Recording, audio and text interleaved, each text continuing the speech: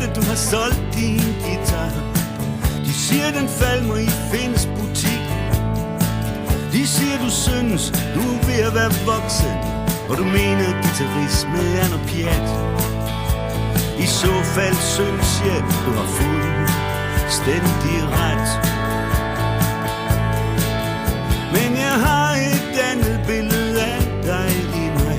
De fineste minder om dit gnistrende blik. En restløs sjuft, som resten af slænge. Du var 17 år, angrebsklar, vi ringede rundt i flokken. Vi åbner guitarkassen, nu skøn jeg, den er kommet. Og vi stiger på din Gibson Deluxe. Din amerikanske Gibson Deluxe. Vi gerne, hey, hey, hey, hey. What do you say? Get out of my way. Hey, hey, hey, hey. Pretty okay.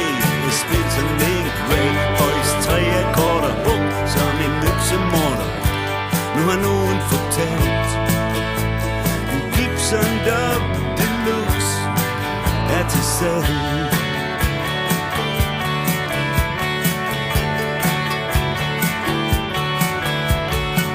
Jeg rygter vel, at du har solgt din guitar.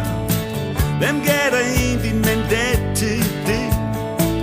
De siger, du trives, du er mæt, når du vågner. Det glæder mig at høre, du har mere end nok. Du har plakaten med solsikker af Van Gogh. Der var ellers ingen her, der har regnet alverden med os to. Nej, der var mange, der grinede, men vi to smilede gennem lyse morgen, når vi gik hjem. Med bundede fingre af de første akkorder. Og tænk på din guitar som en del af dit sind. Det er den del, du sælger. Hvis du sælger den til film, så køber jeg din Gibson Deluxe.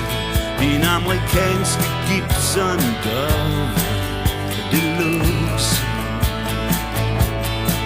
Vi gerne, hey, hey, hey, hey.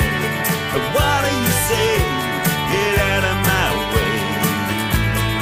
Hey, hey, hey, hey. Pretty okay. Spil som en vel. Højst 3 akkorder, hugget som en øksemorder. Nu har nogen fortalt.